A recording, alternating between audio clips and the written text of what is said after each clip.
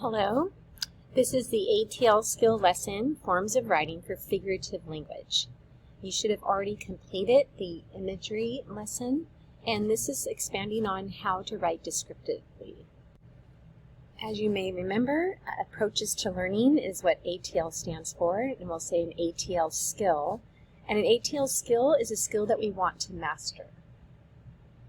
Our ATL skill focus is to use appropriate forms of writing for different purposes and audiences by including figurative language. When we talk about forms of writing, this quarter we're working on narratives, and writing descriptively with figurative language works really well with narrative writing, but not necessarily with argumentative. Figurative language definition. Language that uses words or expressions with meanings that, with meaning that is different from the literal interpretation. So literal means exact interpretation. For instance, if someone said, "You really hit a home run," and the person did hit a home run, actually or literally, that works. Figuratively, you might say you hit a home run or you hit that ball out of the park, meaning they just did really well. They might not actually be playing baseball. Why is it important to add figurative language when creating a narrative? These are the same reasons why to add imagery, so whatever you put before would probably fit here. So imagery and figurative language, there's a crossover between them. And even if you look at your dialogue lesson, there is imagery sometimes or figurative language within dialogue. So there's some crossover with it.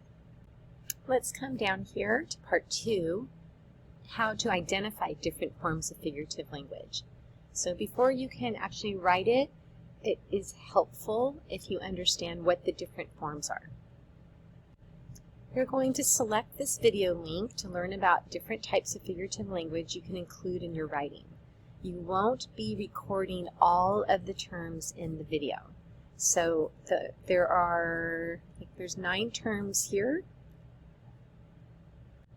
and the video has probably 12 or 13. So just record for these that are underlined: simile, metaphor, alliteration, etc. And you'll just put in whatever exactly is in the video. Once you've completed this, you're going to scroll down here and just see if you can identify. You might want to go back up and review what the definitions are for metaphor, simile, personification. You'll read the sentence here and you'll highlight which one of these types of figurative language fits with the sentence.